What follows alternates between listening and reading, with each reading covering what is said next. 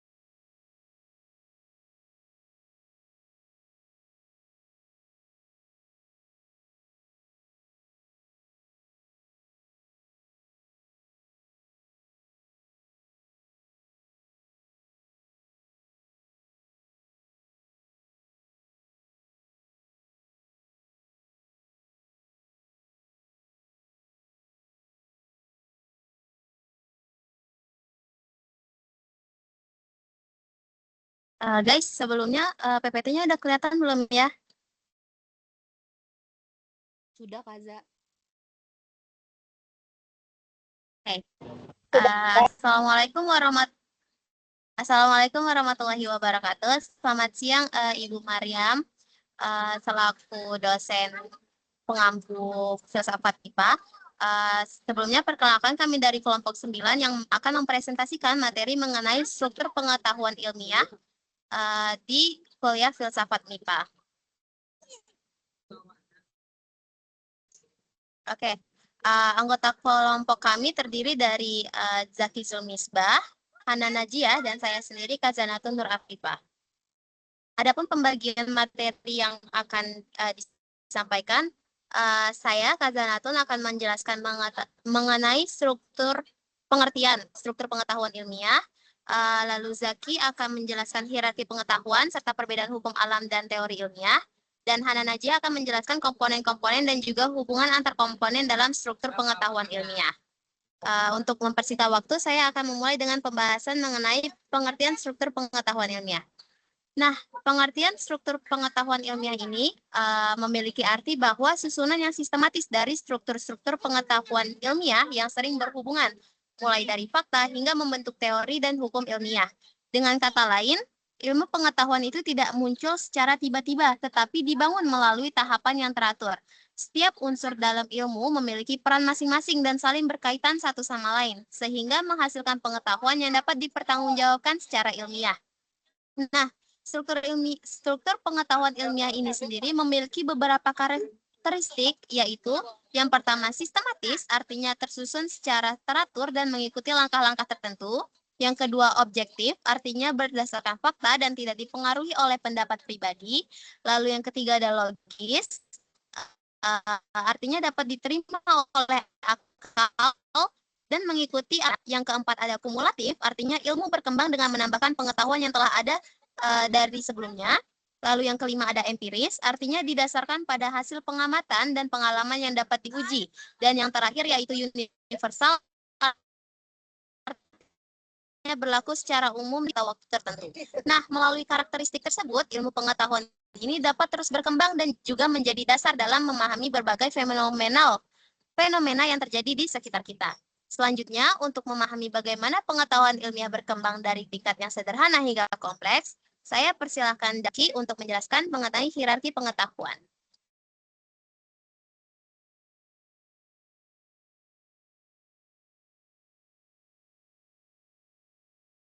Oke, selanjutnya itu ada hierarki pengetahuan.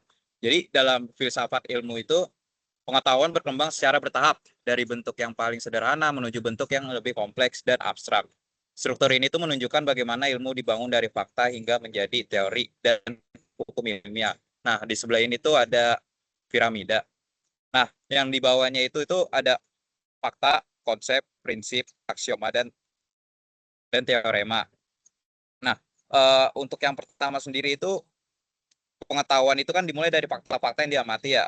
Lalu dilanjut fakta-fakta itu memiliki membentuk sebuah konsep.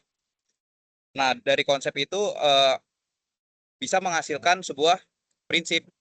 Nah, untuk membangun pengetahuan yang logis, kita kan digunakan aksioma. Lalu dari aksioma dan prinsip kemudian terciptanya teorema. Nah, selanjutnya itu akan dijelaskan lebih rinci lagi oleh Hana.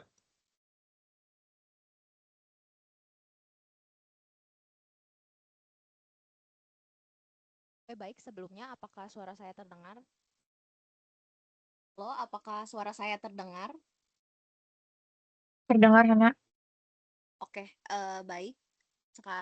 Baik, sebelumnya terima kasih Kaza dan Zaki. Selanjutnya saya akan menjelaskan mengenai komponen-komponen yang ada dalam struktur ilmiah. Baik, komponen yang pertama itu ada fakta. Fakta merupakan segala sesuatu yang dapat ditangkap melalui panca indera, ya dapat dibuktikan dan bersifat objektif. Contohnya itu adalah bumi mengelilingi matahari. Hal ini termasuk fakta karena peristiwa tersebut tuh benar-benar terjadi, bisa diamati melalui pengamatan astronomi dan juga sudah dibuktikan secara ilmiah. Jadi bukan sekedar pendapat, dugaan maupun opini. Lalu dari berbagai fakta yang sudah diamati, kemudian terbentuklah konsep. Konsep adalah gambaran umum dari sekumpulan fakta yang memiliki kesamaan karakteristik yang memiliki kesamaan karakteristik. Konsep dapat membantu ilmuwan dalam mengelompokkan dan memberi nama pada suatu fenomena yang sedang diamati. Misalnya itu adalah energi. Kita tidak bisa melihat energi secara langsung, tetapi kita bisa melihat efeknya. Contohnya itu kayak panas, cahaya, air, terus juga gerak, dan lainnya. Terus contoh lain itu ada sel. Sel kan kita nggak bisa lihat secara mata biasa gitu ya. Kita perlu bantuan dari mikroskop dan dibantu oleh para ilmuwan untuk mengamatinya dan mengetahui bahwa ternyata sel itu merupakan bagian dasar dari penyusun makhluk hidup. Jadi konsep itu membantu kita untuk memahami hal-hal yang nggak bisa kita lihat secara langsung gitu, teman-teman. Boleh di next, Zaki?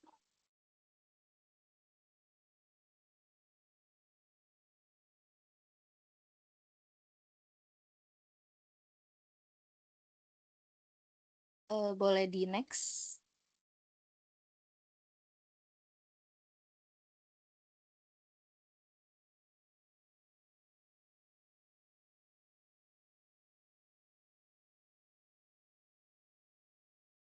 Eh,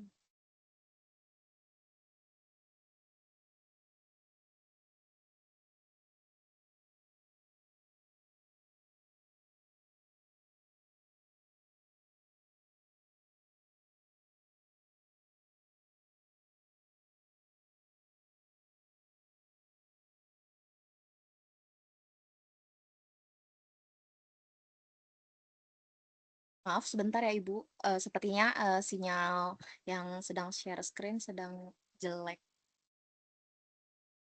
Oke. Tadi Ibu tungguin kok tiba-tiba menghilang. Oke. Maaf ya Ibu.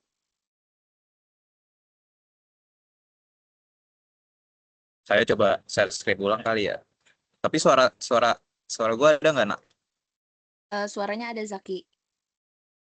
Suaranya ada, share screen-nya nggak ada. Aku bisa ya. Sabar, sabar, sabar.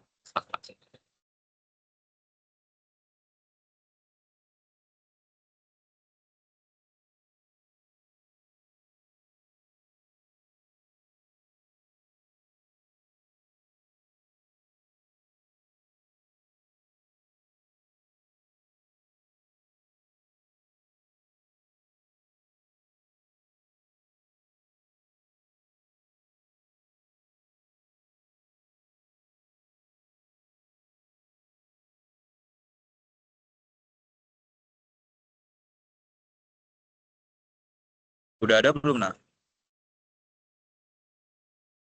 Masih putih sih kalau di aku.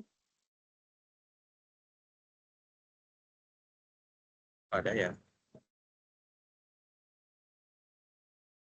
Baru muncul. Oke. Oke, baik teman-teman. Mohon maaf. Mari kita lanjutkan. Selanjutnya ini ada prinsip. Prinsip itu adalah hubungan antar konsep yang sudah terbukti kebenarannya dan menjadi pedoman teoritis dalam suatu bidang ilmu serta fondasi pengembangan teori. Contohnya itu adalah gravitasi. Eh, Gravitasi ini kan dapat kita lihat ketika sebuah apel itu dijatuhkan dan pastinya dia tuh jatuhnya ke bawah gitu ya. Nah, gravitasi itu termasuk ke prinsip karena tidak hanya menjelaskan satu kejadian saja, tetapi menjelaskan hubungan yang juga berlaku secara umum, yaitu setiap benda yang memiliki massa itu akan mengalami gaya tarik. Oke, lanjut. Yang kedua itu adalah yang keempat itu adalah aksioma. Jadi aksioma itu adalah pernyataan dasar yang diterima kebenarannya tanpa perlu dibuktikan lebih lanjut. Aksioma ini tuh menjadi titik tolak dalam membangun sistem pengetahuan ilmiah. Contohnya dalam geometri itu adalah pernyataan bahwa dua titik dapat dihubungkan oleh tepat satu garis lurus. Dan ini tuh termasuk ke aksioma karena dianggap sebagai kebenaran dasar yang akan menjadi landasan untuk membangun konsep-konsep matematika lainnya gitu. Baik yang terakhir itu ada teorema. Jadi teorema ini merupakan pernyataan yang kebenarannya itu dibuktikan secara logis dan deduktif berdasarkan deduktif berdasarkan aksioma atau prinsip yang telah ditetapkan sebelumnya. Contohnya itu adalah teorema Pitagoras. Kenapa Pitagoras itu termasuk ke teorema? Hal ini tuh karena kebenarannya nggak langsung diterima begitu saja, tetapi harus dibuktikan melalui proses penalaran matematis. Boleh lanjut, Zaki?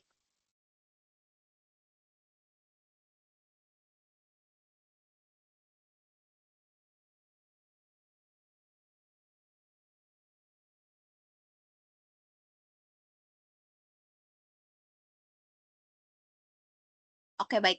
Sebelum kita membahas mengenai hubungan antar komponen, kita harus tahu bahwa dari konsep, prinsip, terus juga teorema yang tadi kita bahas, itu ternyata mereka juga saling berhubungan.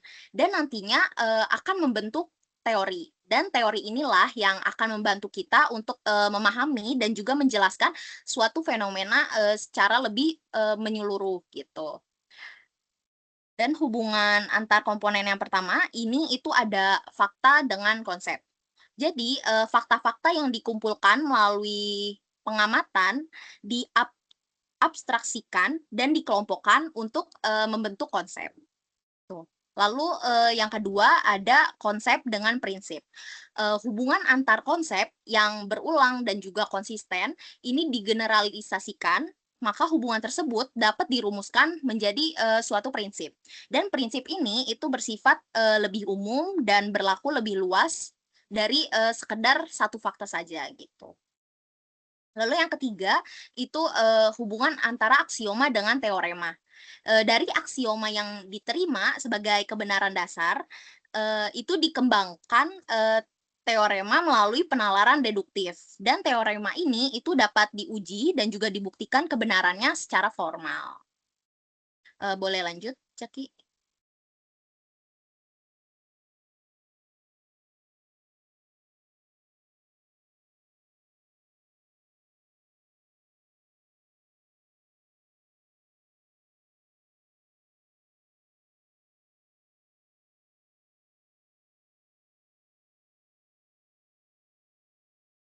Oke, baik. Hubungan yang berikutnya ini adalah prinsip dan teorema dengan teori.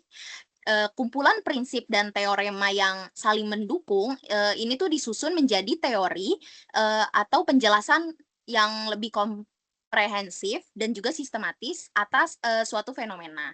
Lalu yang terakhir, hubungan antara teori dan fakta itu adalah teori yang telah terbentuk itu kembali diuji terhadap fakta-fakta baru, dan jika fakta tersebut mendukung, maka teori akan diperkuat.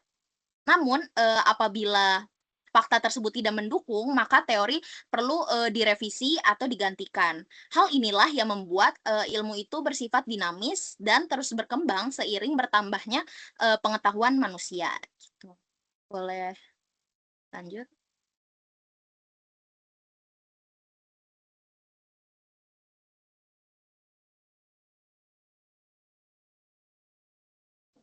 Oke, terima kasih kepada Hana karena sudah menjelaskan.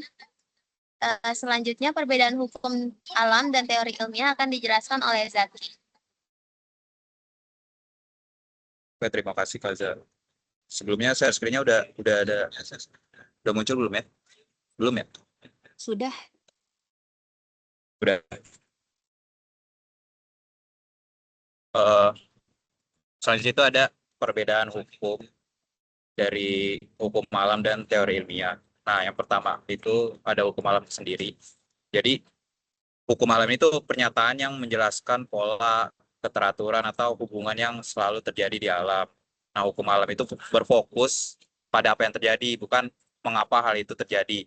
Nah, contohnya itu kayak yang tadi itu si Hana bilang hukum gravitasi ya. Nah, jadi kan kalau gravitasi itu kan berarti benda saling tarik-menarik karena memiliki massa. Terus ada apa lagi tadi? Ada hukum Ohm apa ya sebutannya OHM. Ohm ya. Nah, itu tuh kayak yang antara tegangan atau arus dan hambatan listrik. Nah, jadi hukum alam itu menjelaskan fakta tersebut terjadi secara konsisten, tetapi tidak menjelaskan secara rinci penyebab dasarnya itu apa. Nah, selanjutnya itu ada teori ilmiah. Teori ilmiah itu eh, penjelasannya itu lebih mendalam, lebih luas mengenai mengapa dan bagaimana suatu fenomena itu terjadi. Teorinya dibangun berdasarkan banyak fakta, jadi dari hasil penelitian dan pengujian yang dilakukan berulang kali. Nah, teori ilmiah itu dibangun itu berdasarkan tadi itu kan ada berdasarkan ini ya penelitiannya, berarti dia eh, berdasarkan fakta hasil observasi, berdasarkan penelitian dan eksperimen, berdasarkan yang pengujian yang berulang dan konsisten. Jadi teori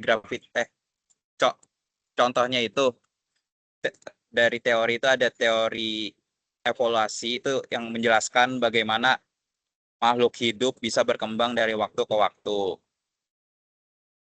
Jadi segitu aja mungkin ya, dibalikin lagi ke moderator.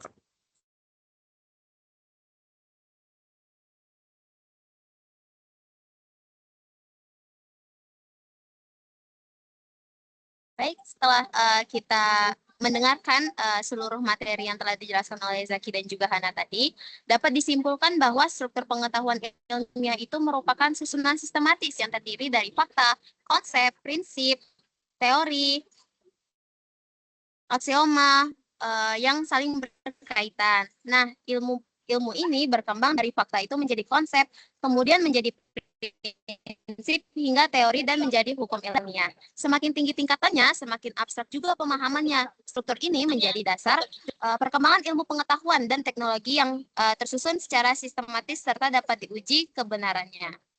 Oke. Selanjutnya ada 2 pertanyaan dari kelompok kami. Sebelum membuka sesi tanya jawab, kami ingin mengajak teman-teman ini untuk mendiskusikan 2 pertanyaan yang kami ajukan. Nah, pertanyaan yang pertama, apakah suatu teori yang telah diuji dan dibuktikan berulang kali dapat berubah menjadi hukum ilmiah? Mengapa demikian? Apakah ada yang akan menjawab?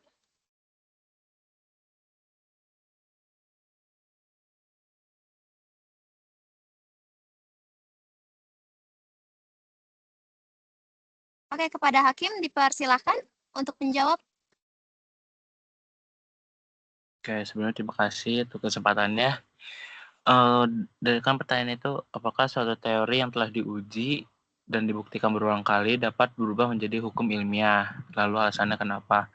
Nah, kalau menurut saya itu jawabannya tidak bisa ya, karena alasan itu teori dan hukum itu dua hal yang berbeda fungsinya.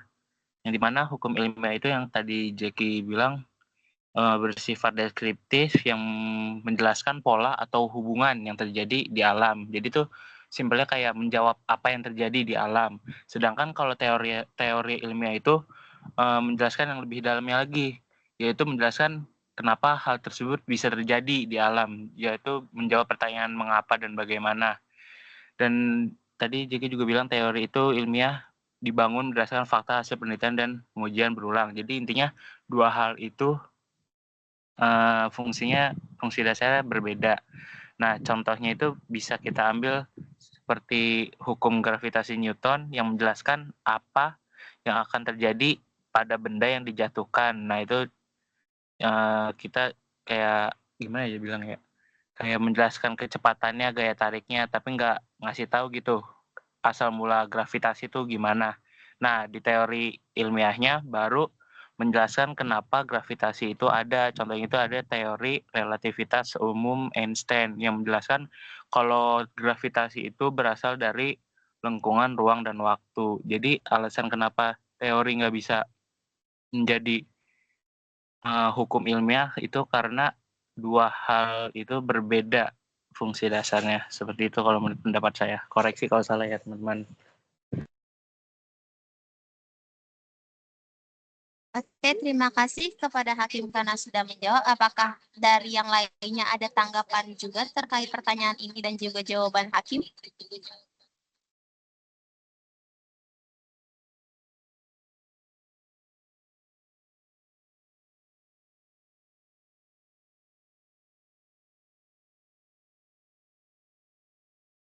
Oke, sepertinya tidak ada yang akan menanggapi lagi. Jadi dari pertanyaan dari jawaban Hakim bahwa di dalam sains teori itu tidak berubah menjadi hukum ilmiah. Ini teori dan fungsi yang berbeda seperti yang dikatakan oleh Hakim tadi bahwa hukum ilmiah itu menjelaskan apa yang terjadi di alam, sedangkan teori ilmiah itu menjelaskan mengapa dan bagaimana hal tersebut terjadi. Terima kasih Hakim sudah menjawab. Kita lanjut ke pertanyaan kedua.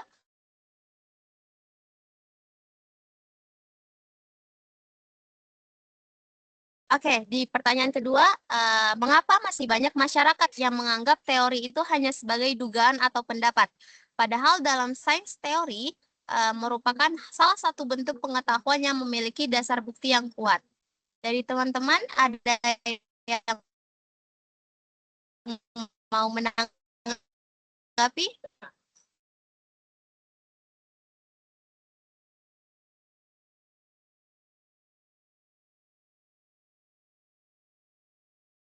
Oke, kepada Zaskia dipersilahkan.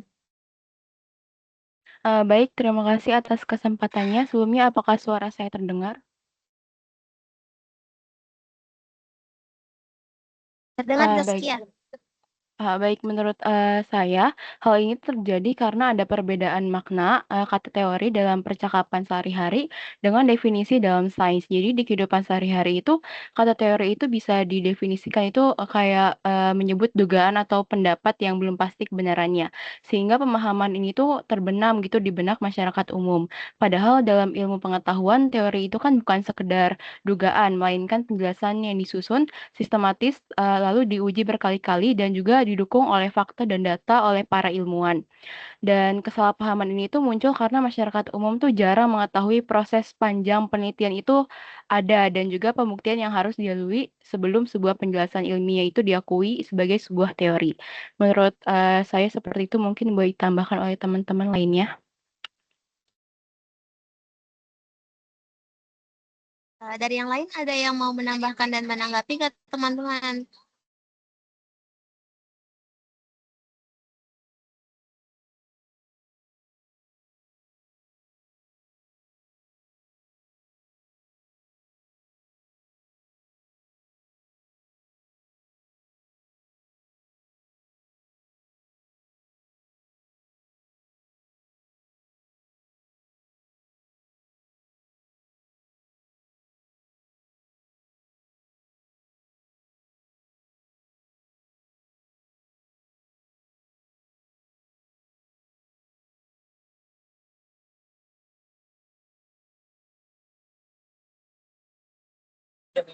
Oke, saya lihat Zafran mengangkat tangan duluan. Boleh Zafran menyampaikan pendapatnya?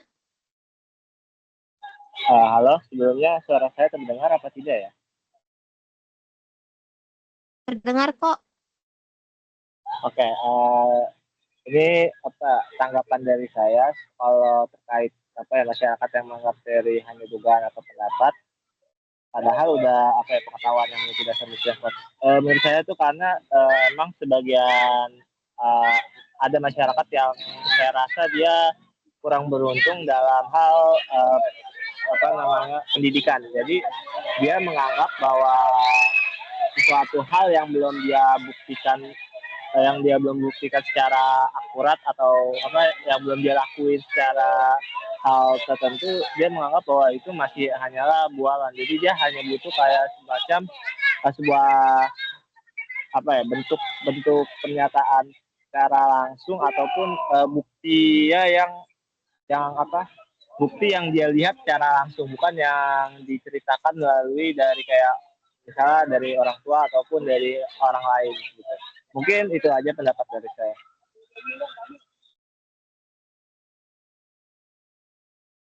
Oke, terima kasih Zafran sudah mengemukakan pendapatnya. Selanjutnya Ling Ling, ada yang mau ditambahkan Ling Ling? Oh ya, jadi kan terkait pertanyaan ini intinya tuh kenapa masyarakat tuh banyak yang salah paham ya terkait teori itu sebagai dugaan atau pendapat.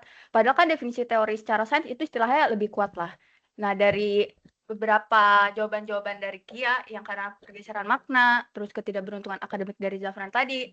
Kalau jawaban aku itu karena sesimpel masyarakat kita itu lebih banyak gunain kata teori daripada hipotesis ya. Karena kalau kita arah ya ke dunia sains, dugaan awal atau pendapat yang belum dibuktikan itu kan namanya hipotesis ya. Nah, masalahnya kata hipotesis ini tuh jarang banget digunain di obrolan kita sehari-hari oleh masyarakat Indonesia, yaitu karena hipotesis itu kesannya terlalu akademis lah. Jadi masyarakat itu gunain kata teori buat ngegambarin dugaan sementara. Jadi apa yang ilmuwan sebut sebagai hipotesis, masyarakat itu sebutnya sebagai teori. Yang mana ini sebenarnya udah miskonsepsi ya antara makna teori dengan teori yang dimaknai sama sains dengan teori yang dimaknai sama masyarakat. Menurut aku seperti itu.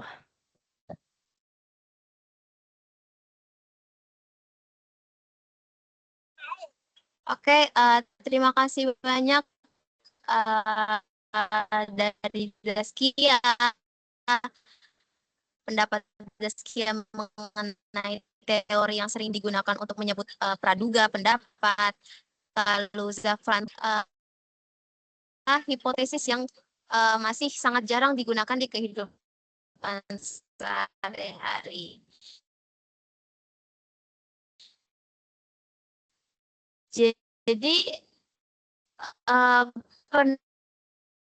kalian bertiga itu benar banget karena masyarakat itu hanya menganggap teori itu sebagai dugaan biasa saja karena juga di dalam sains itu teori itu memiliki banyak penjelasan yang telah didukung oleh fakta, hasil penelitian dan juga pengujian berulang. Oke, terima kasih guys. Lalu yang selanjutnya sekian pemaparan dari kami. Terima kasih sudah memberikan perhatian. Selanjutnya kami membuka sesi tanggapan maupun masukan. Kami persilahkan. Kami buka untuk 3 pertanyaan dan dari 3 kelompok dahulu ya. Jangan lupa sebutkan nama dan juga kelompok berapa.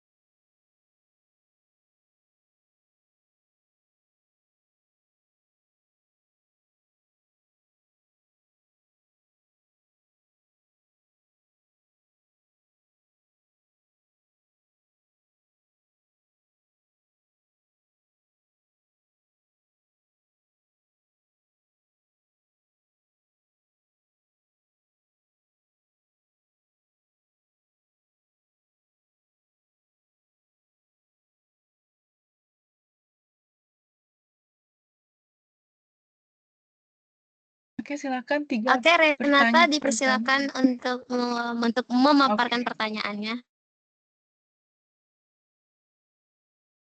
Oke, makasih. Aku mau nanya nih, tadi kan disebutin kalau di PPT itu, sebentar. Fakta itu segala sesuatu yang dapat ditangkap melalui panca indera dan dapat dibuktikan, dan bersifat objektif, ya kan. Lalu, ini maaf ya, aku juga nggak tahu awalnya gimana, jadi aku akan tanya ke kalian. Nah, kalau fakta yang kayak sains itu kan tadi bisa dilihat, bisa dirasakan oleh panca indera.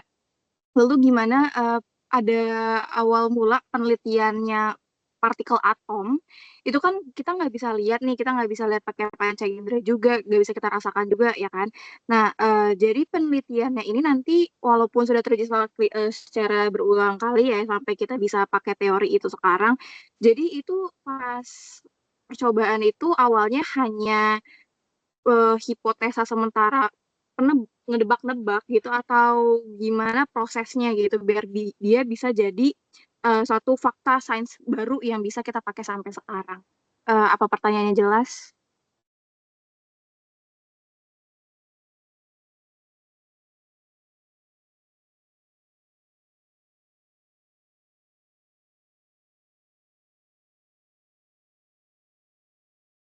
Jelas Renata. Terima kasih.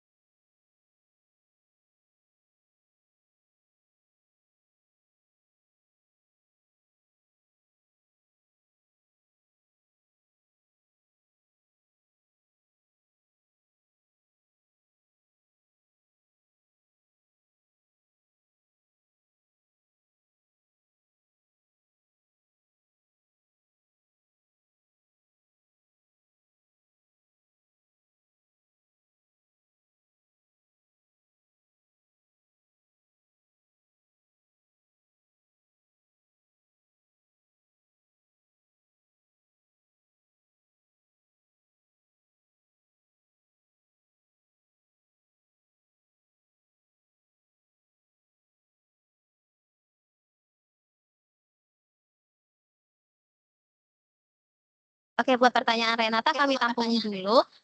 Selanjutnya Zaski.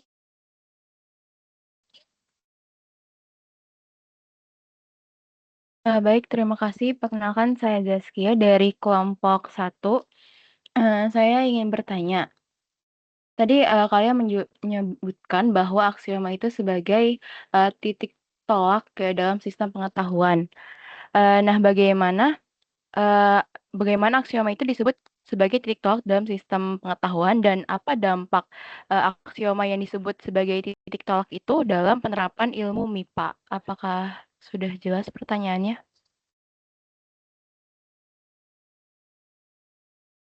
Maaf Saskia, boleh diulang 1 kali lagi? Oke, baik. Tadi kelompok kalian menjelaskan bahwa aksioma itu disebut sebagai titik tolak. Nah, mengapa aksioma itu disebut sebagai titik tolak dalam sistem pengetahuan? Dan apa dampak dari penerapan aksioma ini dalam ilmu MIPA? Apakah sudah jelas?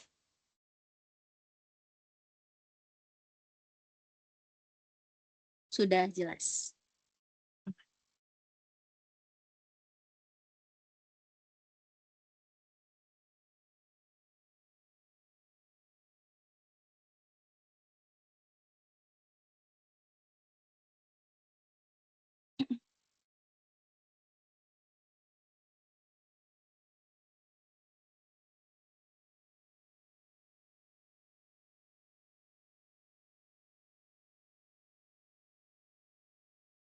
Oke, pertanyaan Zaskia kami tampung dulu. Selanjutnya Caca dipersilakan.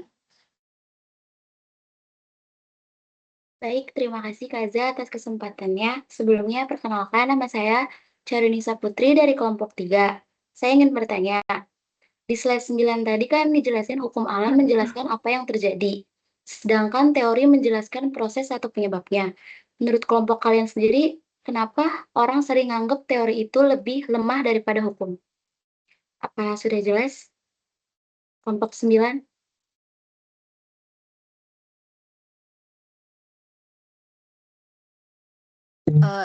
Izin mengulang pertanyaan boleh, Khairunisa? Boleh? Boleh, Nana? Kenapa orang sering menganggap teori itu lebih lemah daripada hukum? Gitu kan ya Yap. inti yang kali. Oke, Iya, benar. makasih. Kasih, Nana.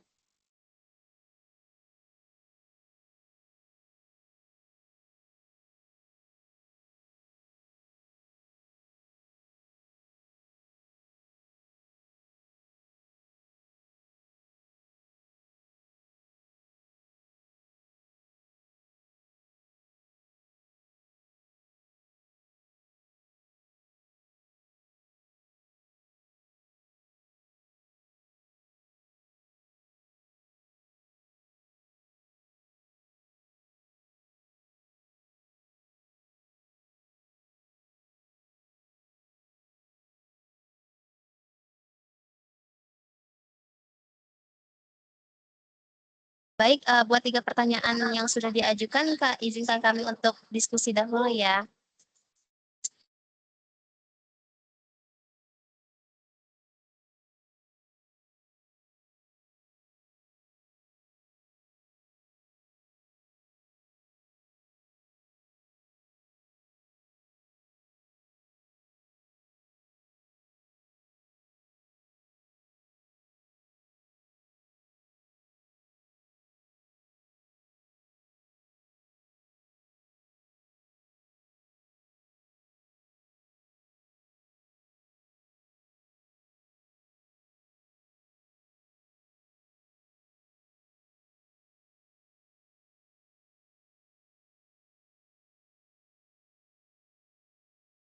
Baik, sebelumnya saya ingin menjawab pertanyaan Renata.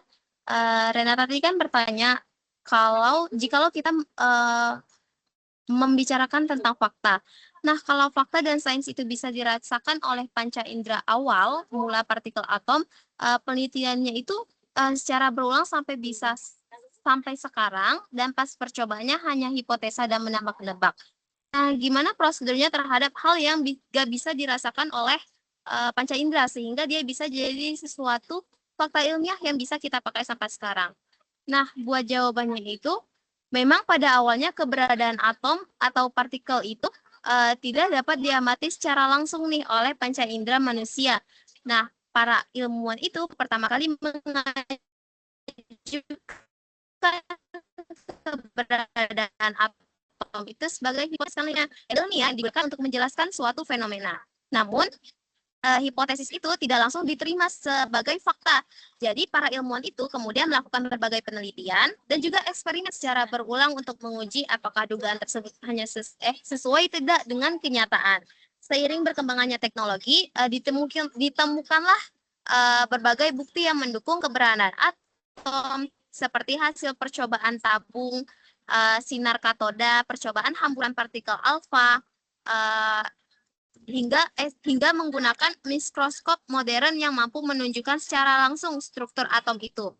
Nah, jadi di dalam sains, suatu pengetahuan itu tidak hanya menjadi fakta karena sekedar dugaan dan juga kenyataan. Hanya sekedar dugaan dan juga keyakinan, tetapi karena telah didukung oleh bukti-bukti empiris yang konsisten dan dapat diuji berulang kali. Meskipun atom pada awalnya hanya berupa hipotesis, bukti-bukti yang terkumpul dari berbagai penelitian akhirnya membuat hal tersebut, keberadaan atom itu diterima sebagai fakta ilmiah. Hal ini juga menunjukkan bahwa ilmu pengetahuan itu bersifat dinamis, seperti yang sebelumnya dijelaskan. Hipotesis itu dapat berkembang menjadi teori yang kuat jika didukung oleh banyak bukti, dan teori tersebut akan diuji melalui penelitian berikutnya. Begitu Renata, apakah sudah jelas? Sudah jelas, terima kasih Kak Zal.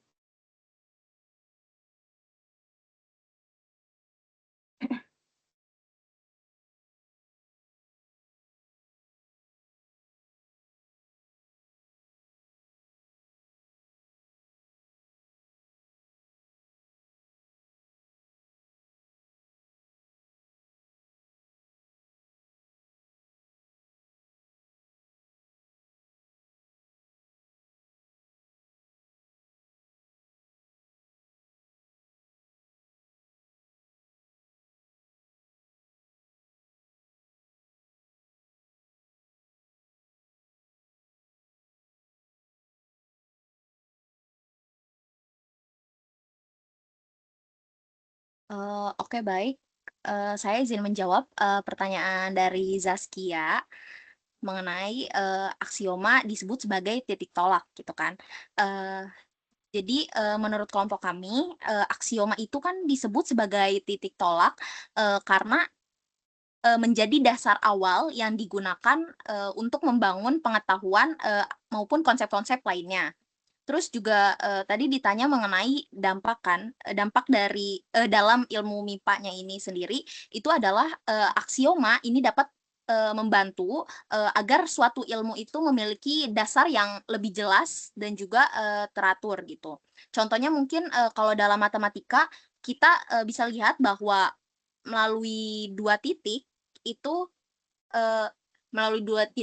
kita bisa membuat satu garis lurus gitu. Nah, dari dasar itulah kemudian berkembang berbagai konsep perhitungan, mungkin perhitungan geometri gitu. Nah, jadi aksioma ini mungkin bisa kita sebut dia itu sebagai dasar atau pondasi gitu, teman-teman. Zaskia, sorry. Kira-kira menjawab nggak Zaskia? Atau masih ada yang kurang? Sudah menjawab, terima kasih. Oke, terima kasih juga.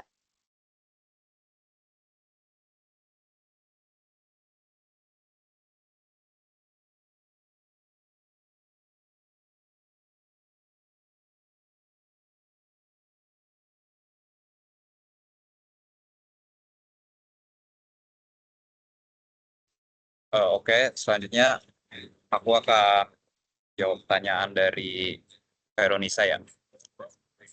Jadi pertanyaannya itu tadi,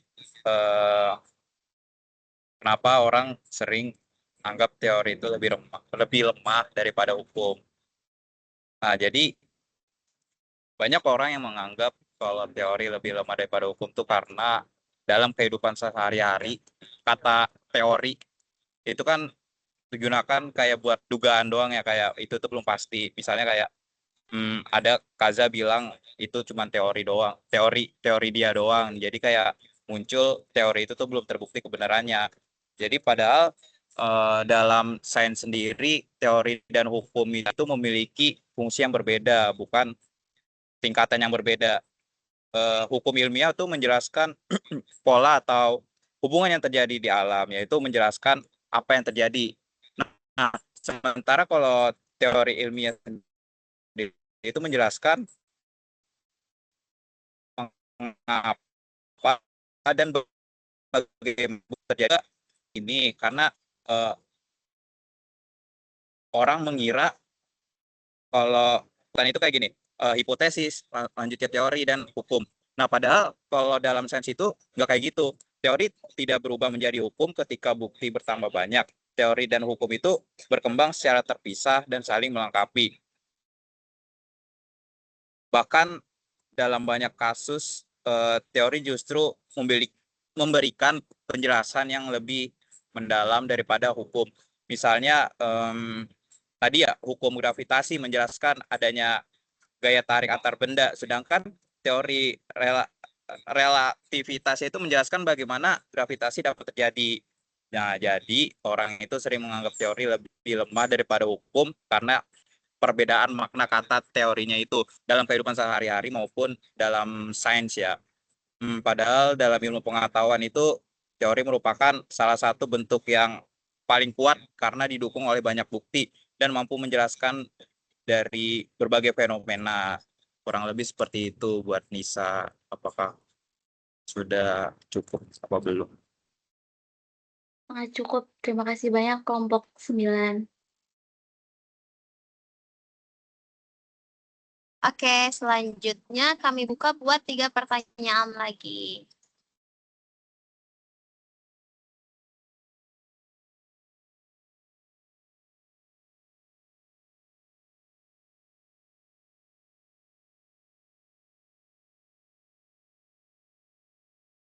Oke, Ling dipersilakan buat mengungkapkan pertanyaannya. Oke, terima kasih. Jadi aku pengen bertanya. Tadi di slide akhir-akhir itu kan dijelasin ya tentang perbedaan hukum alam dan teori ilmiah. Nah, berdasarkan definisi tersebut, Berarti itu bisa kita simpulin kalau sebenarnya di matematika, bidang matematika itu sebenarnya nggak ada yang namanya hukum alam ya. Soalnya kan di definisi itu hukum alam itu menjelaskan pola yang selalu terjadi di alam, sedangkan kalau misalkan kita merujuk pada matematika itu kan objek yang tidak terjadi di alam fisik ya, tapi itu ada di dalam pikiran manusia yang sifatnya itu abstrak. Juga tadi kan juga soal fisika, dan kita tahu kalau misalkan hierarki atau kebenaran tertingginya itu ada di hukum atau teori. Nah, pertanyaan aku, apakah di matematika itu hierarki atau kebenaran tertingginya itu ada di teorema? Itu pertanyaan dari aku. Apa sudah jelas?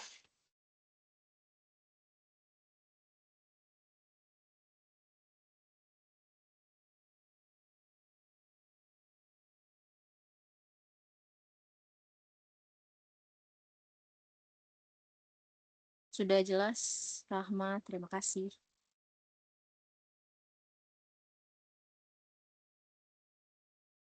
Oke, selanjutnya kepada Sulis dipersilahkan. Baik, terima kasih. Moderator, apakah suara saya sudah terdengar? Sudah Sulis, aman. Oke, terima kasih. Saya ingin bertanya tadi kan dijelasin ya di slide komponen bahwa aksioma itu adalah pernyataan dasar yang diterima kebenarannya tanpa perlu dibuktikan lebih lanjut. Nah, pertanyaannya itu adalah mengapa aksioma dapat diterima kebenarannya tanpa perlu dibuktikan lebih lanjut? Apakah ada penjelasan secara rincinya? Sebelumnya saya dari kelompok 7. Terima kasih. Apakah sudah jelas pertanyaannya? Sudah, Sulis. Terima kasih banyak. Oke, terima kasih.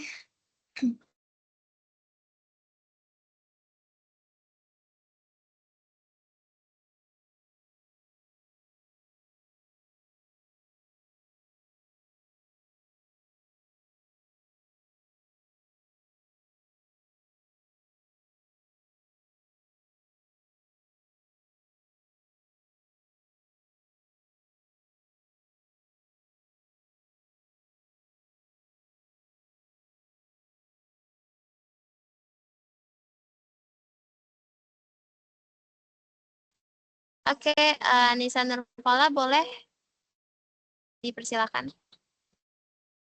Oke, terima kasih. Aku Nisa Fala dari kelompok 2. Jadi misalnya tadi kan di slide yang komponen itu fakta itu didefinisikan sebagai segala sesuatu yang dapat ditangkap melalui panca indera, dapat dibuktikan dan bersifat objektif. Nah, gimana sih tadi kan kalau misalkan di zaman sekarang ini kan udah banyak banget ya AI yang mana tuh semua tuh bisa dimodifikasi kayak gitu.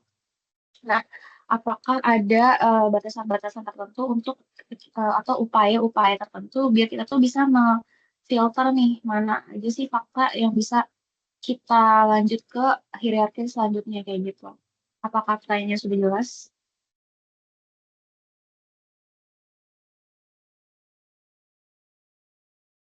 Maaf, Caca, apa boleh diulang satu kali lagi?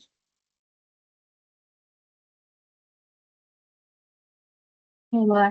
Jadi kan fakta kan udah didefinisikan dalam slide yang komponen itu. Nah, aku mau tanya nih kalau dalam konteks ilmu apa aja sih sebenarnya mau MIPA atau yang lainnya.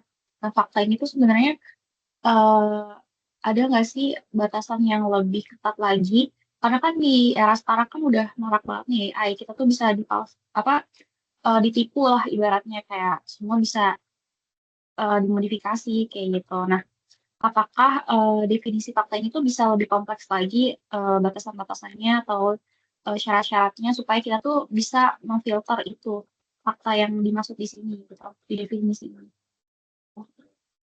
Apakah sudah jelas?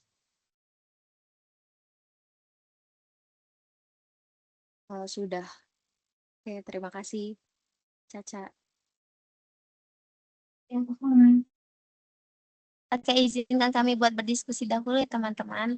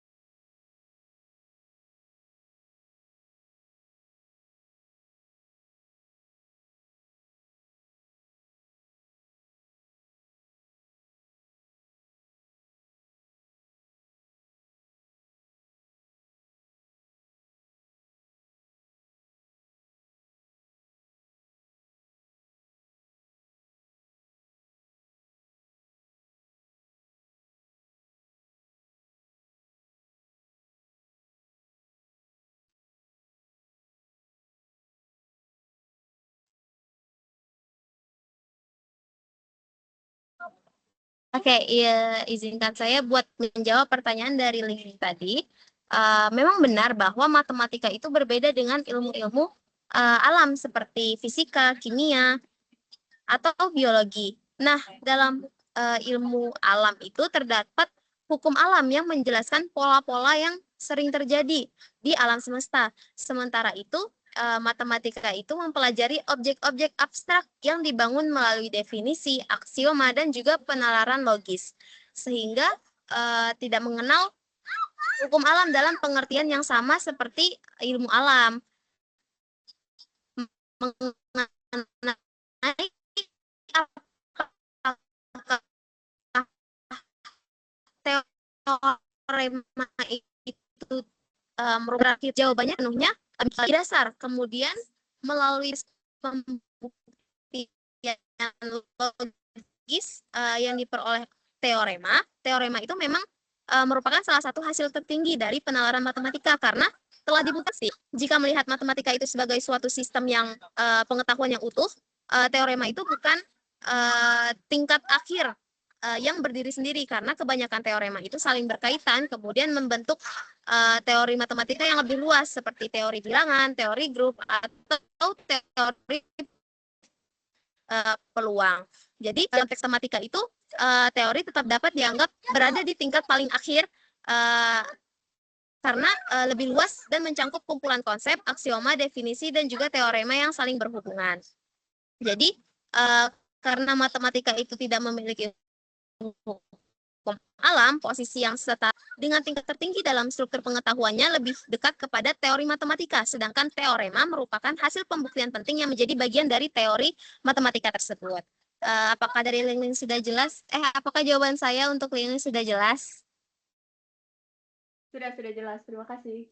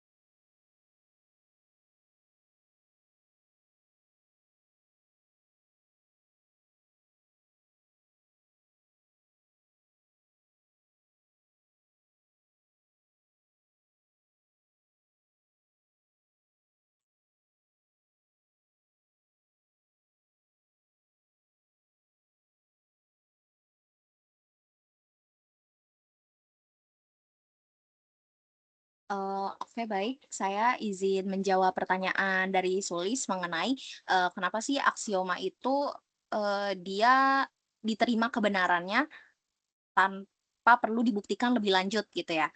Nah, kalau menurut kelompok kami, aksioma itu emang sengaja nih dijadiin sebagai dasar awal atau pernyataan dasar. Karena karena kalau misalnya aksioma ini masih harus dibuktikan lagi, nanti pembuktiannya itu tuh bisa terus berlanjut dan nggak akan ada yang namanya itu titik awal gitu. Misalnya nih, mungkin pas dulu kita belajar MTK itu kan awal mula kita langsung bisa nerima kalau misalnya 1 tambah 1 itu kan sama dengan 2 gitu ya.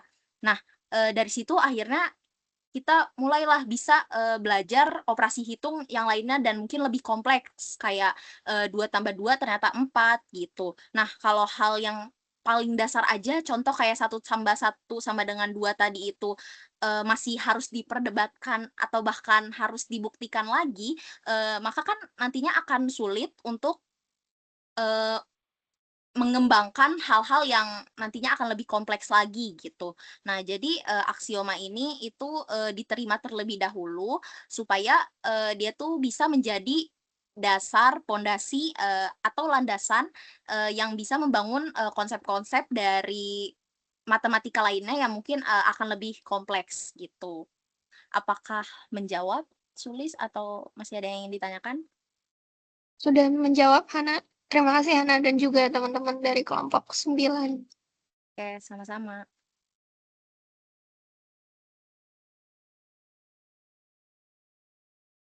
Oke, selanjutnya aku akan jawab pertanyaan dari Caca ya. Jadi pertanyaannya itu gimana kalau di zaman sekarang itu AI bisa dimodifikasi gitu ya. Terus apakah ada batasannya lagi dan apakah ada upaya agar kita bisa memfilter fakta yang bisa dilanjutkan ke hierarki. Nah, jadi itu di era saat ini tuh kan kayak emang banyak banget tantangan mengenai AI ya, tentang informasi, foto ataupun video, bahkan itu tuh bisa dimanipulasi atau dibuat secara terang-terangan gitu tanpa adanya fakta. Nah, jadi karena itu dalam ilmu pengetahuan itu tidak semua informasi yang beredar dapat langsung dianggap sebagai sebuah fakta ilmiah. Jadi ada beberapa yang harus kita tahu supaya kita bisa terima sebagai fakta, yaitu kita bisa memverifikasinya dulu, terus kita cari bukti-bukti yang udah jelas yang didukung, lalu yang bisa diuji ulang juga. Dan juga walaupun udah kayak gitu, kita lihat juga kalau hasilnya itu konsisten apa enggak. Jadi kayak informasi itu berasal dari satu sumber atau nggak bisa diverifikasi, maka informasi tersebut itu belum cukup kuat untuk dijadiin sebagai fakta.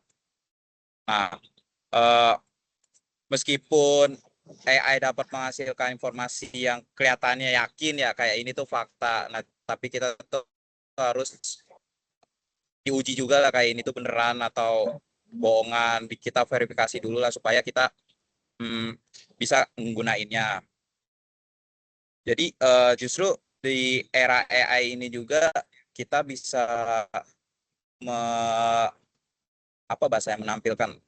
mengungkapkan sikap kritis kita lah untuk mengevaluasi sumber informasi supaya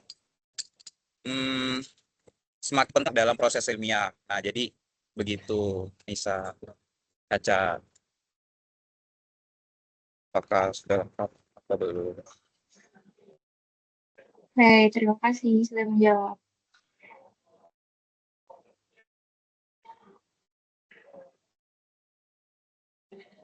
Oke, kami buka lagi buat 3 pertanyaan berikutnya.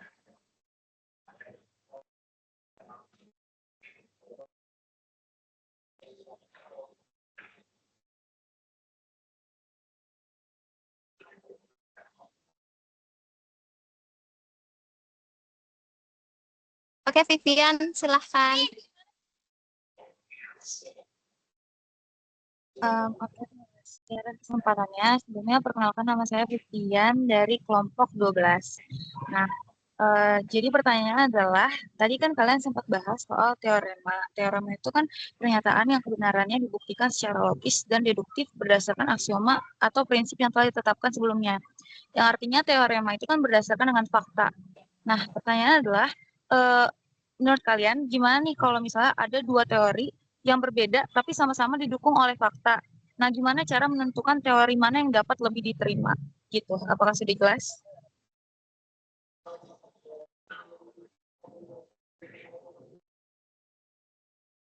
Sudah jelas, Vivian.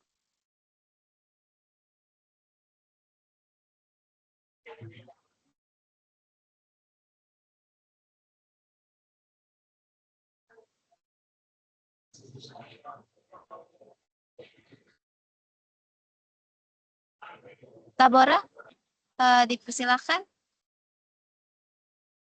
Baik, terima kasih. Perkenalkan, saya Labora dari kelompok 10. Izin bertanya, tadi pada slide hubungan antar komponen itu dijelaskan bahwa fakta yang dikumpulkan melalui pengamatan akan membentuk konsep.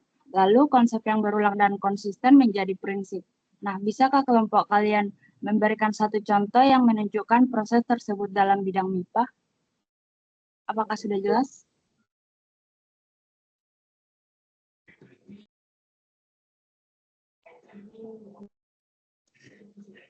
Maaf, tadi hubungan antar apa dengan apa ya, Labora? Tadi pada slide hubungan antar komponen dijelaskan bahwa fakta yang dikumpulkan melalui pengamatan akan membentuk konsep. Lalu konsep yang berulang dan konsisten menjadi prinsip. Nah, bisakah kelompok kalian memberikan satu contoh yang menunjukkan proses tersebut dalam bidang MIPA? Oke, terima kasih Labora. Terima kasih.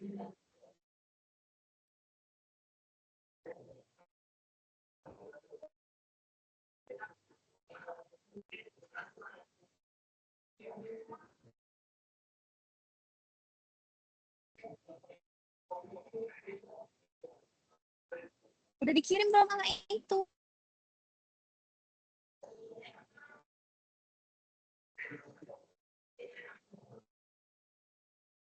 Oke, kepada Umi dipersilahkan. Oke, sebelumnya perkenalkan nama saya Umi Fadila Ramadhani dari kelompok 13. Tadi dijelasin kalau pengetahuan itu punya hierarki yang disusun secara sistematis dari fakta hingga teorema. Apakah seseorang yang memahami suatu fenomena melalui pengalaman hidupnya, tetapi tanpa memahami teori ilmiahnya dapat dianggap memiliki pengetahuan yang sama? Contohnya, itu seperti nelayan yang bisa memprediksi cuaca tanpa pernah mempelajari meteorologi. Sedangkan ahli cuaca menggunakan satelit dan data ilmiah untuk membuat prediksi apakah nelayan tersebut bisa dianggap memiliki pengetahuan yang sama dengan peneliti. Apakah sudah jelas?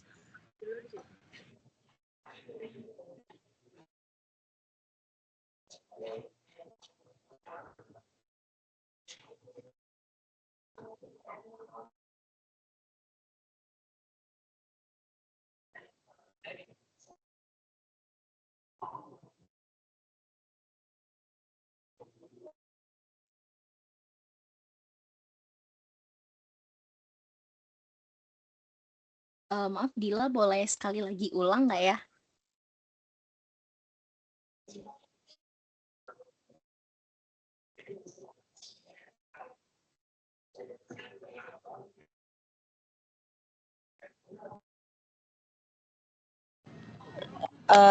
Suara saya kedengar nggak? Kedengeran. Oke. Saya ganti device di Airin ya. Tadi dijelasin kalau pengetahuan itu punya hierarki yang disusun secara sistematis dari fakta hingga teorema. Apakah seseorang yang memahami suatu fenomena melalui pengalaman hidupnya tetapi tanpa memahami teori ilmiahnya dapat dianggap memiliki pengetahuan yang sama? Contohnya, itu seperti nelayan yang bisa memprediksi cuaca tanpa pernah mempelajari meteorologi. Sedangkan ahli cuaca menggunakan satelit dan data ilmiah untuk membuat prediksi. Apakah nelayan tersebut bisa dianggap memiliki pengetahuan yang sama dengan peneliti?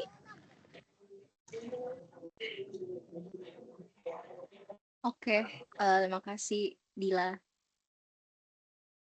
Oke, sama-sama.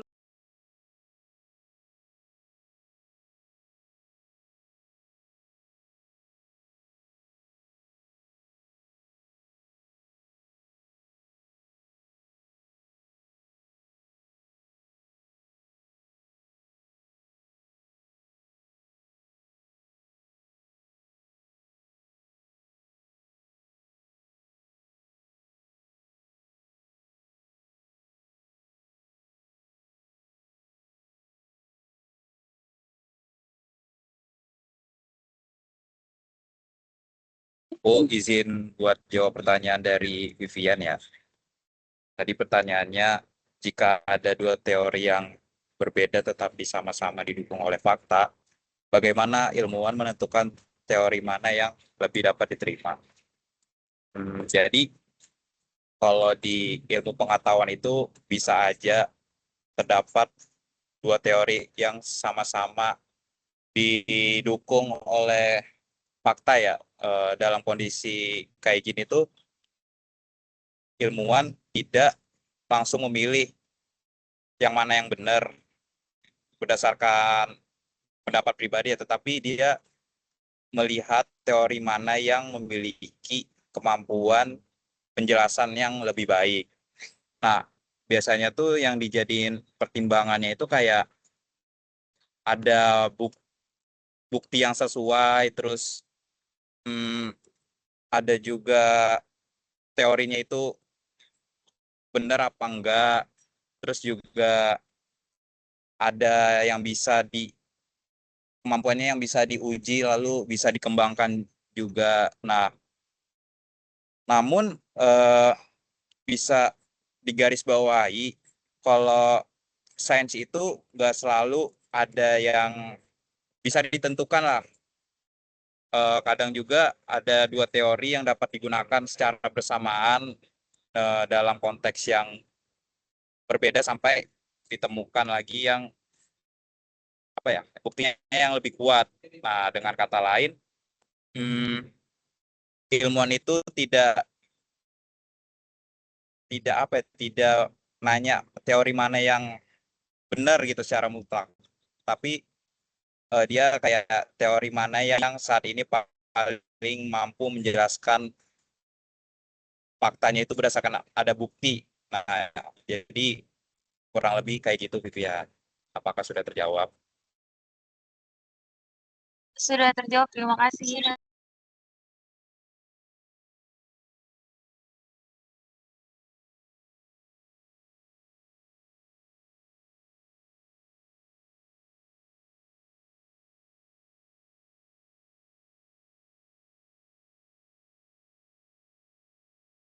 Oke, aku mau jawab pertanyaan dari Dila. Menurut aku dan kelompok aku, nelayan tersebut tetap bisa dikatakan dia itu memiliki pengetahuan. Tapi jenis pengetahuan yang nelayan itu punya jelas berbeda dengan pengetahuan yang dimiliki oleh peneliti dan juga ahli meteorologi. Nah, nelayan itu memperoleh pengetahuannya kan melalui pengalaman langsung dan pengamatan yang dilakukan secara terus-menerus nih selama beberapa tahun. Selama bertahun-tahun bahkan. Misalnya ia dapat mengenali tanda-tanda kapan cuaca bakal hujan atau cerah dari arah angin, bentuk awan, ataupun dari kondisi laut. Nah, pengetahuan ini sering disebut sebagai pengetahuan empiris atau pengetahuan praktis.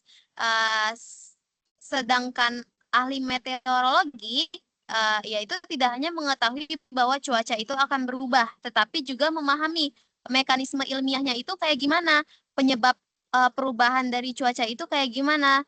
Pengetahuannya itu dibangun dari data, teori, dan juga metode yang dapat diuji dan juga dikomunikasikan kepada orang lain.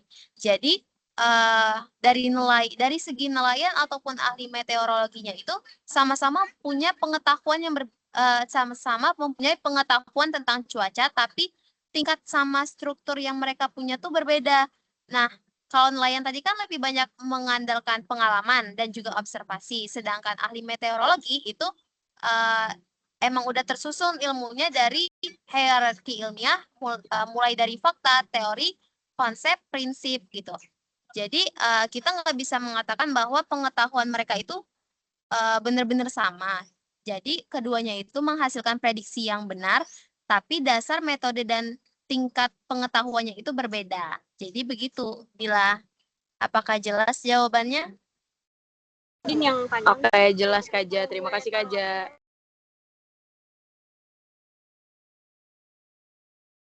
Oke, baik. Saya izin menjawab pertanyaan dari Labora. Berikan satu contoh dalam bidang MIPA yang memiliki hubungan antara konsep dengan prinsip. Nah, MIPA ini aku ambilnya matematika aja ya. Nah, kalau dalam matematika itu mungkin hubungan antar komponen prinsip dengan konsep dengan prinsip itu contohnya bisa kita lihat dari luas persegi panjang. Kan awal dari konsep persegi panjang itu kan dia ada panjang dan juga lebar ya. Nah, dari panjang dan lebar ini kemudian kita mengetahui deh tuh bahwa untuk mencari suatu luas kita bisa mengalihkan antara panjang dan juga lebar. Nah, karena cara tersebut itu selalu konsisten, terus juga hasilnya sama gitu. Akhirnya dijadikanlah suatu prinsip yang nantinya dapat digunakan dalam matematika lainnya. Jadi kalau misalnya mau cari luas, oh berarti kita cukup mengkalikan panjang kali lebar saja gitu untuk persegi panjang gitu. Contohnya mungkin misal panjangnya 5 cm, terus lebarnya itu 3 cm. Dan untuk mencari luasnya kita cukup mengkalikan 5 dengan 3, hasilnya itu 15 cm. Dan berapapun ukurannya selama bangunannya itu persegi panjang, prinsipnya akan tetap sama, yaitu cukup dikalikan panjang dan juga lebar. Jadi dari hubungan antar konsep dengan prinsip ini, itu akan terus berulang dan juga konsisten, sehingga terbentuklah suatu prinsip matematika. Gitu. Apakah sudah jelas, Labora? Sudah jelas, terima kasih.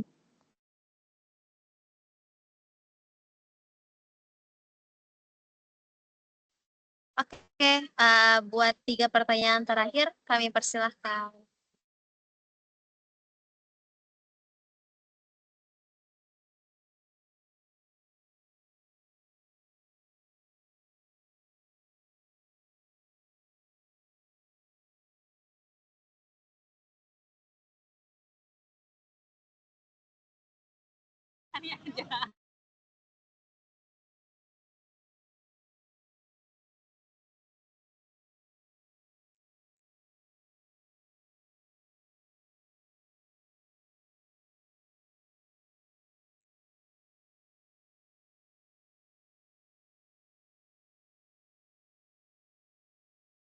Oke, Airin, dipersilahkan.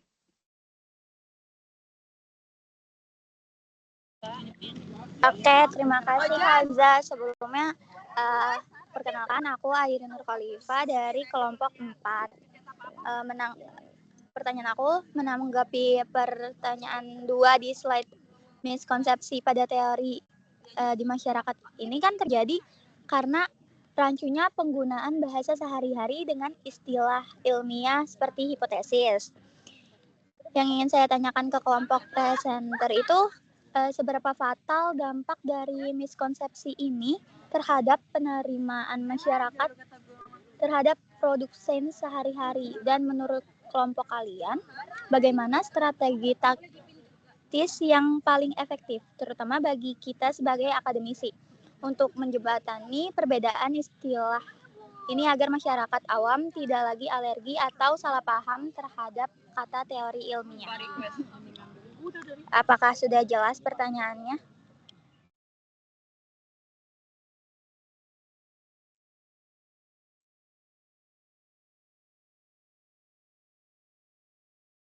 Maaf, Airin boleh diulang 1 kali lagi? Boleh, boleh. Ini pertanyaannya kan tadi kita menanggapi pertanyaan 2 yang di slide miskonsepsi kata teori di masyarakat ini kan terjadi karena rancunya penggunaan bahasa sehari-hari dengan istilah ilmiah seperti hipotesis kan. Jadi yang mau ditanyain itu seberapa fatal dampak dari miskonsepsi ini terhadap penerimaan masyarakat terhadap produk sains sehari-hari. Terus menurut kelompok kalian bagaimana strategi teknis yang paling efektif, terutama tuh bagi kita sebagai akademisi, untuk menjembatani perbedaan istilah ini agar masyarakat awam tidak lagi alergi atau salah paham gitu terhadap kata teori ilmiah gitu. Sudah jelas belum?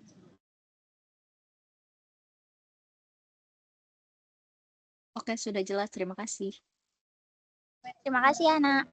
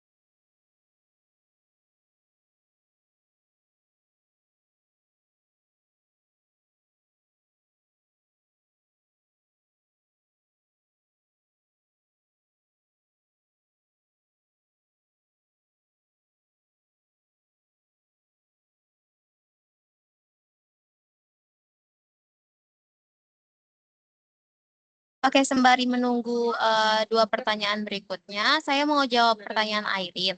Nah, dari kelompok kami sendiri, dampak miskonsepsi terhadap istilah ilmiah seperti teori tadi bisa juga menjadi cukup fatal, terutama dalam penerimaan masyarakat terhadap produk dan juga temuan-temuan sains. Ketika teori ini hanya dianggap sebagai dugaan atau opini, masyarakat itu cenderung meremehkan hasil penelitian yang sebenarnya itu udah didukung banyak bukti dan juga pengujian. Misalnya ketika ilmuwan menyebut teori evolusi atau teori perubahan iklim, sebagian orang kan menganggapnya belum pasti karena masih menggunakan kata, oh masih kata teori nih, masih sebagai dugaan, sebagai praduga. Padahal kan di dalam sains teori itu merupakan penjelasan yang telah memiliki dasar bukti yang kuat. Jadi pada akibatnya masyarakat itu bisa menjadi kurang percaya terhadap rekomendasi ilmiah atau produk sains yang sebenarnya itu bermanfaat. Jadi dari kami sendiri strategi yang mungkin paling efektif untuk akademis meningkatkan komunikasi sains kepada masyarakat tidak cukup hanya dengan menghasilkan ikut dengan bahasa yang lebih mudah dipahami dan sering digunakan di kehidupan sehari. Selain itu, penting juga menjelaskan perbedaan makna istilah dalam bahasa sehari-hari dan juga dalam konteks ilmiah. Misalnya menjelaskan bahwa hipotesis itu bukan hanya sekedar tebakan-tebakan doang, dan teori itu bukan sesuatu yang belum terbukti. Edukasi seperti ini kan bisa dilakukan melalui media sosial, kegiatan pengabdian masyarakat, seminar maupun pembelajaran di sekolah dan juga perguruan tinggi. Jadi itu jawabannya. Apakah sudah menjawab? Sudah, Kak Zat. Terima kasih jawabannya.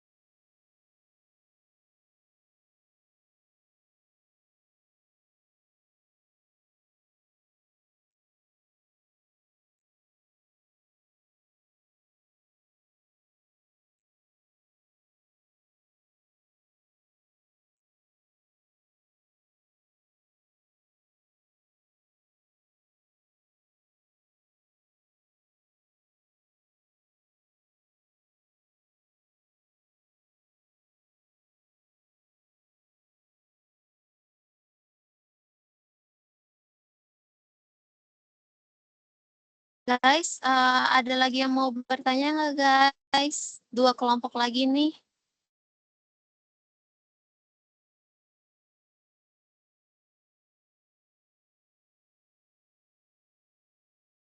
Oke, Hakim dipersilakan. Oke, sebelum perkenalkan, nama saya Hakim Abdul Rahman dari kelompok 5. Tadi kan sempat dijelasin kalau teori itu dinamis dan bisa direvisi ya, atau diganti kalau ada fakta baru. Nah, kalau teorema matematika yang sudah dibuktikan secara logis dan deduktif dari aksioma, mungkin nggak sih ikutan direvisi atau bahkan digugurin gitu di kemudian hari gitu? Apakah sudah jelas? Pertanyaannya.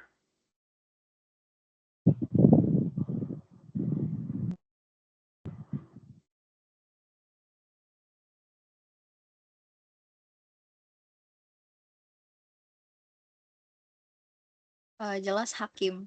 Terima kasih. Oke.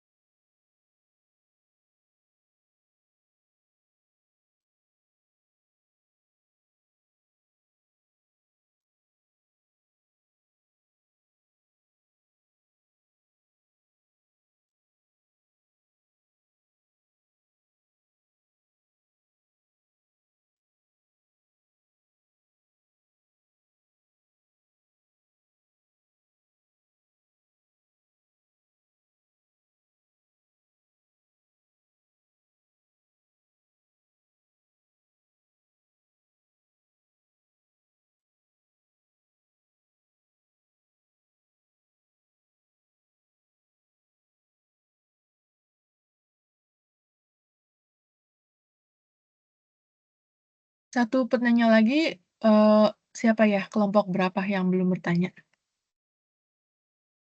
Kelompok 6, Bu. 6 siapa aja orangnya? Ada Rosa, Kasalita, sama Virus, Bu. Oke, ada nggak orangnya? Rosa, Salita, Virus. Salita tadi ada Ibu lihat. Rosa ada. Virus ada juga. Hadir, Ibu. Ya, silakan ajukan pertanyaan.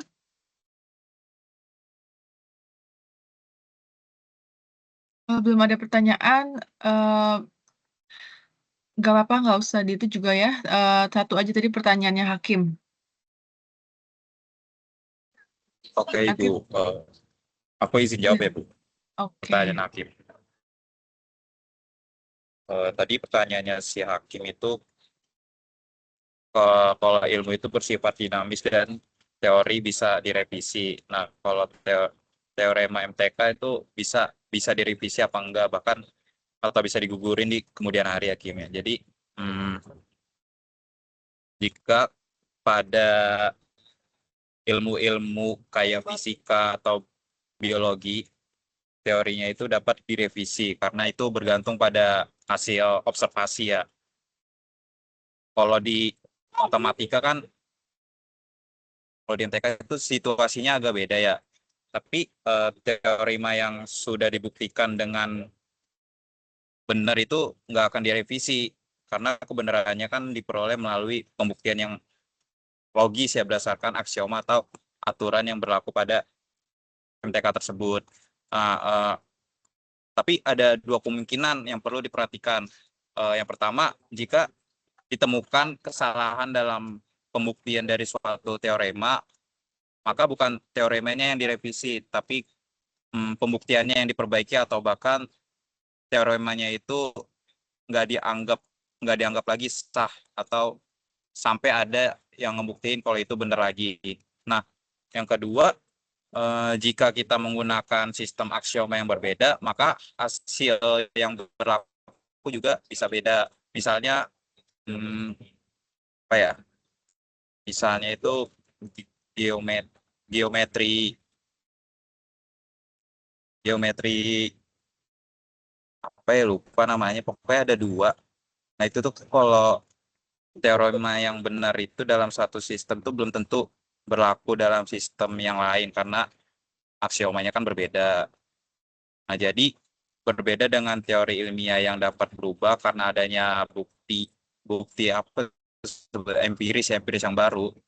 Teorema matematika itu pada dasarnya itu bersifat lebih stabil ya. Jadi kayak dia bisa berubah itu karena pemahaman kita terhadap pembuktiannya itu atau aksioma yang digunakan.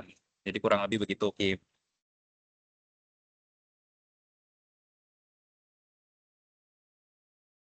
Oke, Jeki. Makasih terjawab.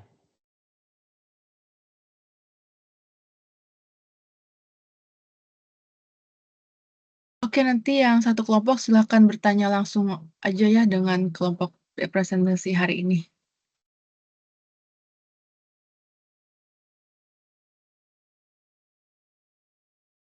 Apakah semua pertanyaan sudah terjawab? Sudah, Ibu. Oke, silakan disimpulkan dulu atau ditutup. Oke, karena tadi sudah disampaikan juga kesimpulannya, jadi langsung saja saya tutup pemaparan dari kelompok kami. Wassalamualaikum warahmatullahi wabarakatuh. Terima kasih semuanya. Apakah dari Ibu ada tambahan, Ibu?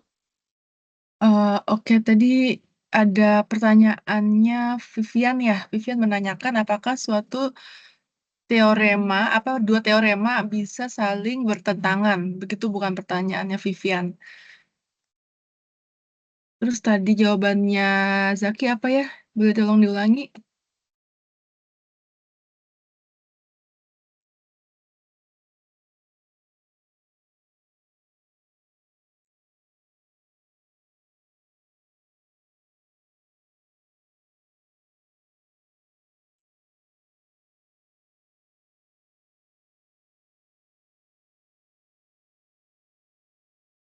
Coba tadi yang menjawab pertanyaannya Vivian siapa? Tes, tes. Halo, iya. Halo, Ibu. Oke, sudah terdengar. Tadi yang Vivian aku yang jawab, Bu. Tadi saya jawabnya bisa aja kalau kedua teorinya itu sama-sama didukung oleh fakta, tapi nggak langsung bisa memilih gitu, Bu. Mana yang benar, mana yang kurang baik gitu, Bu. Oke, nggak bisa memilihnya kenapa?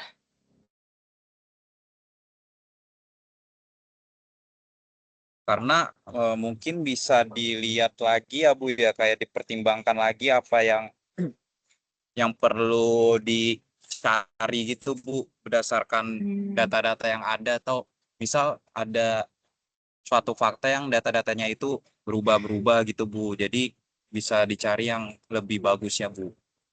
Oke. Semester kemarin kan kita belajar di PDM ya. Di PDM itu kan membuktikan apa aja metode pembuktian di PDM kita belajarnya. Yang inget nggak?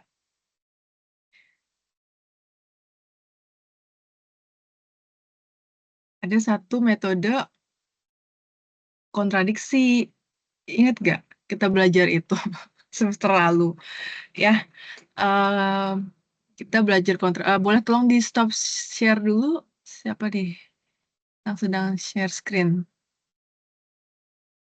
Ya, thank you. Jadi kita kan kemarin belajar kontradiksi salah satunya ya, metode untuk membuktikan suatu proposisi, suatu pernyataan.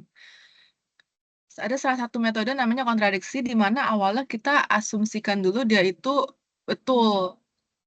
Gitu. Nanti di akhir ternyata bertentangan dengan apa yang kita asumsikan di awal. Kayak gitu kan? Ingat gak? Nah, jadi nggak bisa dua teorema itu saling bertentangan, itu tidak bisa. Bertentangan itu artinya kan kontradiksi. Jadi di matematika khususnya ya, Ibu nggak tahu di teorema lain, di ilmu lain kemungkinan sih sama ya. Namanya secara sains itu tidak bisa saling berkontradiksi.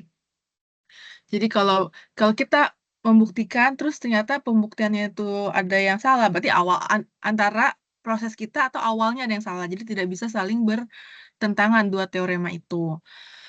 Oke, mungkin namanya aja seperti sama ya. Misalnya gini, kita tahu jumlah sudut pada segitiga berapa? 180. Tapi ada lagi namanya teori lain. Jadi memang ada di skop lain gitu. Teori bola, segitiga bola. Pernah dengar segitiga bola?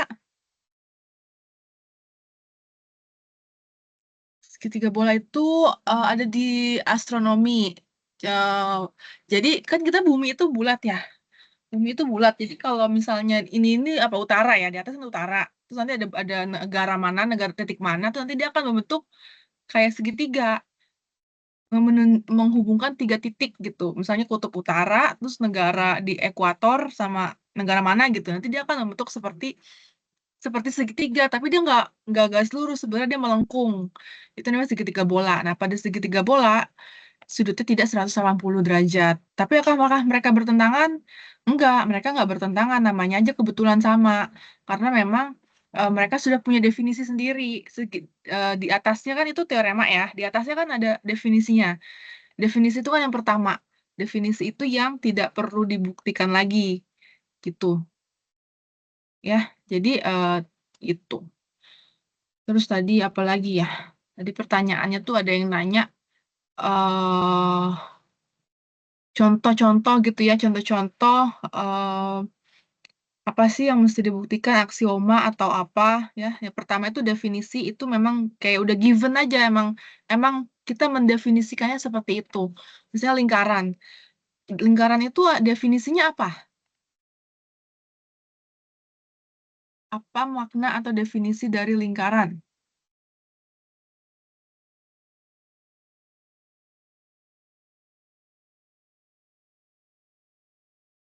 Lingkaran adalah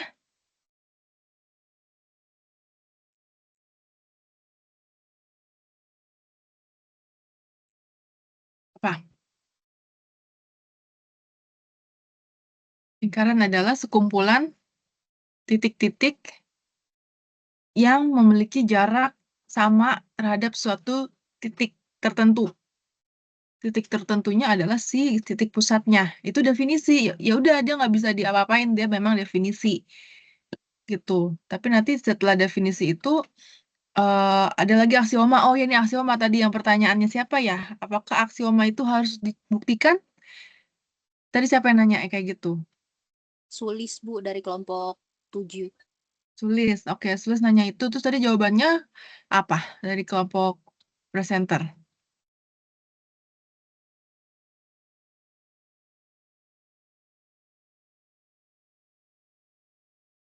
Tadi sih saya jawab karena aksioma itu pernyataan dasar, jadinya misal kalau dia dibuktikan lagi itu akan terus berlanjut dan terus berulang Bu, sehingga nggak akan ada yang namanya itu titik awal gitu Bu. Oke. Nah, ya jadi aksioma memang tidak perlu dibuktikan lagi. Jadi dia kayak akibat yang langsung bisa diturunkan dari definisi. Kayak tadi kan definisi lingkaran adalah sekumpulan titik-titik yang berjarak sama terhadap suatu titik tertentu. Di mana titik tertentunya itu kita sebutnya sudut pusat kan. Nah, otomatis kalau kita menggambar suatu garis, enggak, 3 garis ya, dari sudut pusat, itu kan jaraknya sama. Terus dengan tali busur, berarti kan membentuk segitiga sama kaki. Itu aksioma. Karena ya udah nggak usah dibuktikan lagi, karena pasti kalau kita ada lingkaran, kita gambar jari-jari, terus sama satu tali busur kan jadi segitiga sama kaki. Itu aksioma. Oke? Nah, dari aksioma ada lagi lainnya, misalnya bisa diturunkan teorema. Teorema apa yang kalian ingat tentang lingkaran misalnya?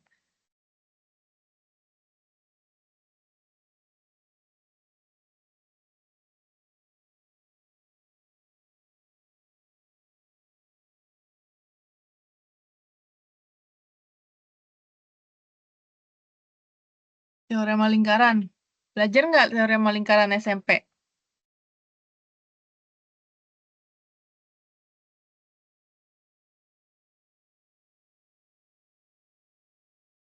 Sudut pusat, sudut keliling, ingat? Apa hubungannya sudut pusat dan sudut keliling lingkaran? Besar sudut pusat itu 2 kali sudut keliling, Bu, yang menghadap busur yang sama. Nah, betul. Nah, itu teorema. Tapi itu nggak bisa langsung diterima ya, harus dibuktikan. Emang iya, sudut keliling itu setengahnya sudut pusat atau sudut pusat itu 2 kalinya sudut keliling. Nah, itu yang harus dibuktikan. Ya, antara pakai aljabar, pakai geometri, atau gabungan aljabar dan geometri itu harus dibuktikan. Jadi teorema harus dibuktikan. Jadi kalau mungkin kalian belajar kalkulus, ada teorema-teorema, nah itu harus dibuktikan sebenarnya. Oke, gitu ya. Topik hari ini menarik karena ini nempel banget ya sama pembelajaran kita di mata kuliah lainnya. Terutama di matematika itu banyak teorema-teorema, lema yang harus dibuktikan dan korolari ya, korolari tadi ya. Jadi dia otomatis diturunkan dari teorema juga dan perlu dibuktikan juga. Jadi ada hierarkinya betul gitu. Oke. Eh, Mungkin itu tambahan dari Ibu. Terima kasih untuk presenter hari ini. Pembahasannya menarik, komprehensif, dan tadi juga dia kasih 3 pertanyaan, nah 2 pertanyaan tadi ya, membuat kita berpikir semua. Oke, apakah ada yang mau ditanyakan dari semuanya? Belum ada? Oke, kalau gitu kita cukupkan untuk pertemuan hari ini. Ini pertemuan keberapa ya? Hari ini pertemuan ke-11 Bu, izin bertanya juga untuk pertemuan ke-12, itu kan jadwal minggu ini offline Bu, apakah Ibu bisa dijadwal seperti biasa Bu? Oke, insya Allah bisa hari Kamis pagi ya, betul? Betul Bu. Oke, insya Allah bisa Kamis pagi. Oke, offline kita ya. Oke, kalau gitu sampai ketemu hari Kamis. Ibu tutup ya. Assalamualaikum warahmatullahi wabarakatuh. Waalaikumsalam warahmatullahi wabarakatuh. Terima kasih Bu. Waalaikumsalam warahmatullahi wabarakatuh. Terima kasih. Ibu end meeting ya.